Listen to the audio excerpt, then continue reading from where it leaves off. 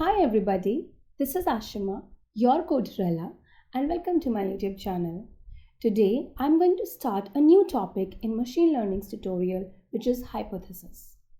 So till now we have covered the designing of learning system in order to complete the design. मतलब हमने पढ़ा था कि learning system को कैसे डिज़ाइन करते. There were some steps. तो आज हम लोग पढ़ेंगे कि उस learning system में एक hypothesis क्या होता है. ठीक है. So we are going to start with hypothesis now, which is defined as the supposition or proposed explanation. अब आप सोचोगे कि क्या होता है ये proposed explanation क्या है, supposition क्या है. देखो hypothesis क्या है, it is just an assumption. कोई भी चीज़ को assume कर लेना वो hypothesis बन जाता है. तो hypothesis जो बन रहा है, assumption जो बन रहा है, क्या उस पर कोई evidence है, क्या उसका कोई proof है? नहीं, उसका कोई proof नहीं है. There is no evidence for that. So when you have an assumption with no evidence or evidence है but sufficient evidence नहीं है, then that is an hypothesis. देखो definition अब. Hypothesis is defined as the supposition or proposed explanation based on insufficient evidence. ठीक है. अब इसका example देखो. If a scientist claim that UV rays जो हैं, ultraviolet rays जो हैं, वो हमारी eyes को damage करती हैं. ठीक है, करती हैं, we know that. And they are saying कि scientists are saying that UV rays can damage the eyes, then it may also cause blindness. तो अब आप बताओ, सोचो कि इसमें assumption क्या है, इसमें hypothesis क्या है.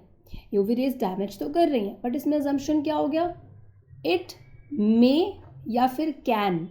It may वाले में इतना अच्छा evidence नहीं है ना. तो मे वाला जो है it may also called blindness. It is an assumption, it is a hypothesis. हम उसे मान लेते हैं कि हाँ ब्लाइंडनेस हो जाएगी, but that is an assumption. समझ गए हाइपोथेसिस क्या है.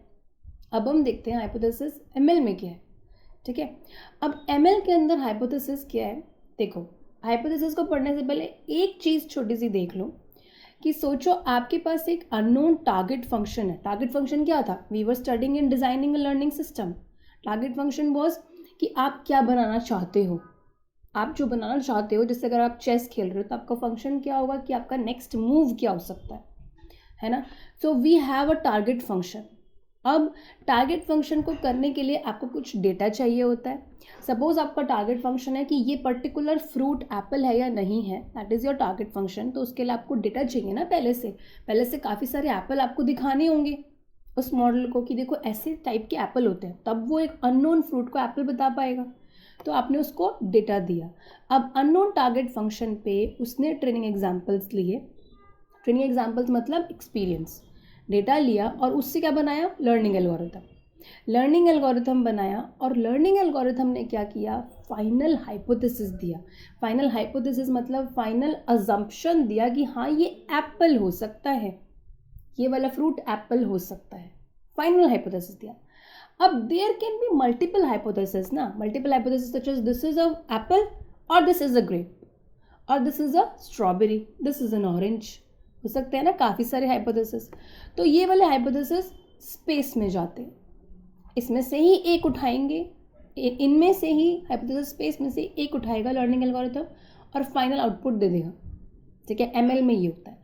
अब आप सोच रहे हो कि हाइपोथेसिस है क्या, हाइपोथेसिस स्पेस है क्या. देखो क्या है हाइपोथेसिस स्पेस है क्या, देखते हैं. हाइपोथेसिस स्पेस क्या है? Set of all possible legal hypothesis.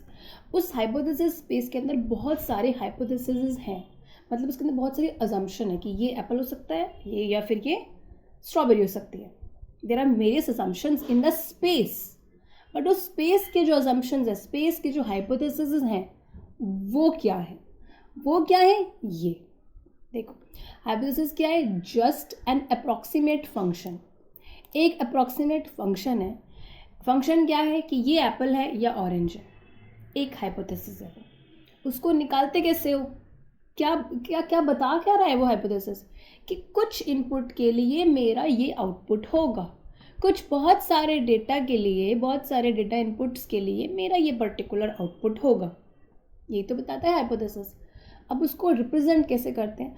y is equal to M x plus C. You must have studied this equation in your previous semesters और प्रीवियस क्लासेस कि y is equal to mx plus C क्या है, एक line की equation, एक line की equation है ना, y is equal to mx plus C. अब ये जो लाइन की इक्वेशन होती है यही होता है हाइपोथेसिस। देखो कैसे होता है, ये है हमारी y is equal to mx plus C, ये y एक्सिस है, ये x एक्सिस है, obviously this is x axis, this is y axis, ये ओरिजिन है 0। अब एक लाइन पास कर रही है, ये लाइन की जो इक्वेशन है वो है y is equal to mx plus C. क्यों है ये इस लाइन की इक्वेशन, क्योंकि आपको x की कुछ वैल्यूज़ के लिए, x की बहुत सारी वैल्यूज़ के लिए आपको y मिल रहा है। x की यहाँ पे कुछ वैल्यू होगी जिससे आपको ये वाला y मिला। तो y कैसे मिल रहा है, x की वैल्यू से। y क्या हो गया यहाँ पे, डिपेंडेंट, क्योंकि y x पे डिपेंड हो रहा है। x की जो वैल्यू होगी उसके कॉरस्पॉन्डिंग y की वैल्यू होगी। y x पे डिपेंडेंट हो रहा है, किस फैक्टर से डिपेंडेंट हो रहा है, कुछ स्लोप से। ये हो गया उसका स्लोप, ये जो लाइन है ना इसको m, ये हो गया इसका स्लोप। अब आप सोच रहे हो c क्या है, c क्या है, इंटरसेप्ट कांस्टेंट, जो कि है ओरिजिन से लेके y तक का distance. This distance is the intercept, मतलब कितने डिस्टेंस पे हम जाएं कि x की वैल्यू y की वैल्यू के इक्वल है। अगर सपोज करो ये लाइन यहाँ से पास करेगी ओरिजिन से, तो क्या हो जाएगी लाइन की इक्वेशन, सोचो सोचो, पॉज करके लिखने की कोशिश करो। अगर लाइन ओरिजिन से पास कर रही है, ओरिजिन से पास कर रही है, तो c क्या हो जाएगा, डिस्टेंस क्या हो जाएगा, 0। तब लाइन की इक्वेशन क्या हो जाएगी, y is equal to x, है ना। लाइन की इक्वेशन ये हो जाएगी, क्योंकि y की हर वैल्यू, x की हर वैल्यू के लिए y की वैल्यू वही आ रही है जो x की वैल्यू है। यहाँ पे अगर 1 है x तो y भी 1 आ रहा है। क्यों, क्योंकि जो इंटरसेप्ट था, जो डिस्टेंस था वो बहुत 0 था, वो था ही नहीं, ठीक है।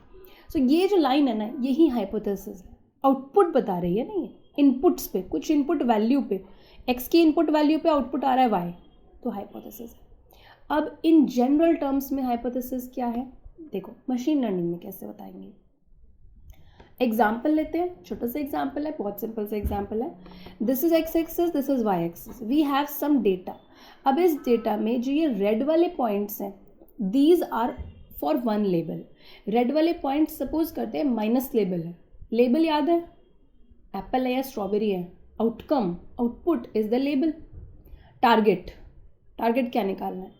अब प्लस क्या है यहाँ पे, दूसरा लेबल। दो लेबल हो सकते हैं ना, एप्पल और स्ट्रॉबेरी दो लेबल हो सकते हैं ना एक मॉडल में। तो प्लस और माइनस दो लेबल्स हैं, प्लस होगा कि माइनस होगा। नया वाला फ्रूट जो मॉडल को दे रहे हैं वो प्लस का होगा माइनस का होगा, एप्पल होगा स्ट्रॉबेरी होगा, ठीक है। दो लेबल्स हैं, प्लस या माइनस। अब हाइपोथेसिस का काम किया है ये पता लगाना, नया वाला fruit, the new fruit that you are giving, और न्यू ऑब्जेक्ट और new data point that you are giving to the model, to which label it belongs to. कौन से लेबल को बिलोंग करेगा, प्लस को बिलोंग करेगा कि माइनस को बिलोंग करेगा, एप्पल को बिलोंग करेगा, स्ट्रॉबेरी को बिलोंग करेगा।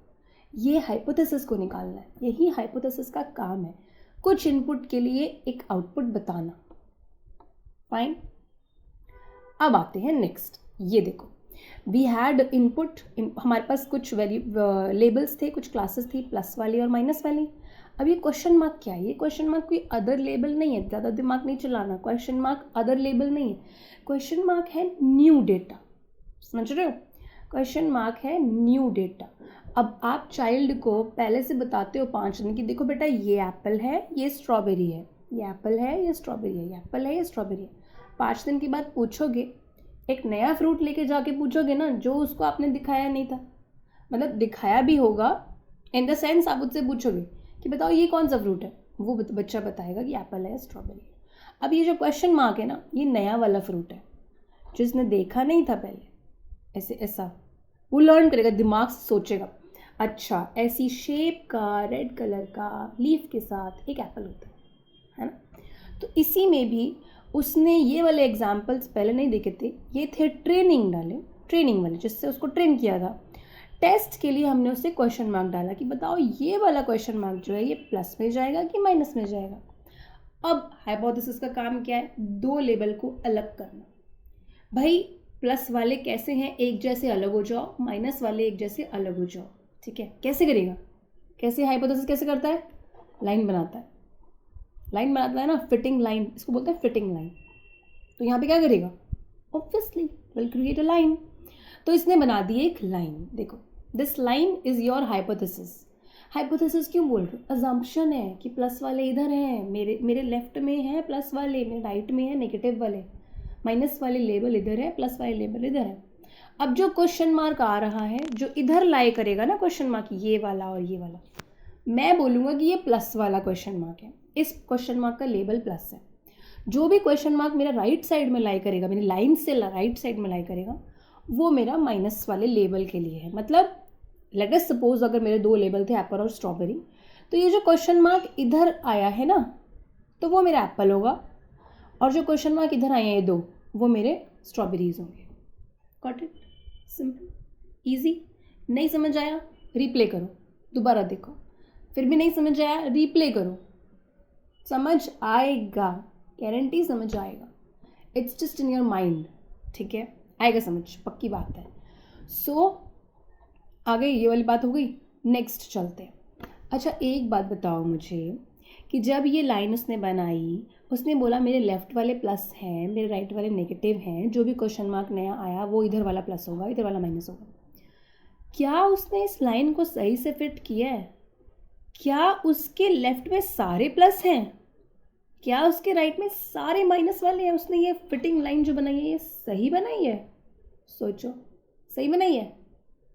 हो सकता है कि एक और फिटिंग लाइन हो, जैसे कि ये इस लाइन में देखो, इस हाइपोथेसिस में देखो। Now will not call it as a line, this is a hypothesis now. अब हो सकता है कि वो लाइन ऐसे बने, वो हाइपोथेसिस ऐसे बने कि अब उसके लेफ्ट में प्लस है और राइट में माइनस है। अब बताओ ये वाला ज़्यादा सही है कि फिर ये वाला ज़्यादा सही है हाइपोथेसिस?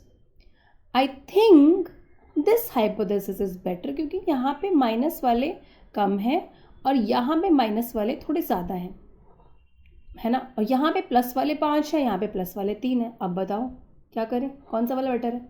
चलो एक और देखते हैं, एक और देखते हैं। ये वाला हाइपोथेसिस है एक ये वाला हाइपोथेसिस है और एक ये वाला हाइपोथेसिस है। सोचो, पॉज करो, think about it and tell me कौन सा वाला हाइपोथेसिस बेटर है, कौन सा वाला hypothesis is clearly separating two labels plus and minus, कौन सा अच्छे से सेपरेट कर पा रहा है? किया पॉज? बताऊं मैं? देखो, जो ये वाली लाइन है ना, ये वाली, पहले इसको देखते हैं। जो ये वाली लाइन है, इसके लेफ्ट में देखो माइनस कितने हैं? 3, और प्लस कितने हैं? 3। ठीक है, दिमाग में रख लिया। अब ये वाली लाइन देखो, ये लास्ट वाली, इस लाइन के राइट में एक ही प्लस है और लेफ्ट में 3 माइनस है। इस लाइन के लेफ्ट में 3 माइनस है और राइट में 3 प्लस है। भाई मिल गया हमें। तो जो ये वाली लाइन है ना, this line is clearly separating the two labels. Plus वाले सारे इधर आ गए, माइनस वाले इधर आ गए। So we got it that this line, this hypothesis is clearly separating the two labels, plus all pluses are here and all minuses are here. बस एक plus इधर आ गया और 3 माइनस इधर आ गए। मतलब as compared to the other hypothesis, this hypothesis is better. अब कहना है से कि इस hypothesis की एक्यूरेसी उन दो hypothesis की एक्यूरेसी से बेटर होगी ना, वो अच्छे से आइडेंटिफाई कर पाएगा। तो likewise machine learning model hypothesis generate करता है दो लेबल को अलग करने के लिए। 2 से ज़्यादा लेबल भी हो सकते हैं, सिंगल लेबल था, 2 लेबल था, डबल लेबल था, 3 लेबल भी हो सकते हैं। मल्टी क्लास होती है वो, मल्टीपल क्लासेस हैं, मल्टीपल लेबल्स हैं, ठीक है। तो अब हाइपोथेसिस बनाना क्यों है मॉडल को? क्योंकि उसको सेपरेट करना है। एप्पल कौन सा है, स्ट्रॉबेरी कौन सा है, सेपरेट करना है, ठीक। अब जो ये सारे हाइपोथेसिस थे, एक ये, इनको बोलते हैं पॉसिबल हाइपोथेसिस। बहुत सारे हाइपोथेसिस थे। These are set of possible hypothesis, these are denoted as small h। एक वे है ना। अब ये पूरे मिला के क्या बनते हैं? Set of all possible hypothesis is hypothesis space, जिसमें सारे हाइपोथेसिस आएंगे। Now this is denoted as capital H is the hypothesis space, ठीक है। Got it? This was all about hypothesis in machine learning. Now, if you have any doubts, then you are free to comment in the comment section. And thank you so much for watching my video and for studying through my videos. And I hope कि आपको समझ आ रहा है. If you find any difficulties कि कुछ problem है समझने में या कोई concept है जो नहीं समझ में आया, then feel free to comment in the comment section, and I'm always there for you. You should know that. Okay, and also for the PDFs, for the notes, I am going to put a link in the description box. Don't forget to look into it. Okay, thank you so much, and subscribe my channel. Help me to grow it, to make everybody study more and to make everybody get the knowledge. Okay, and like the video. Thank you so much. Bye bye. This is your Codorella.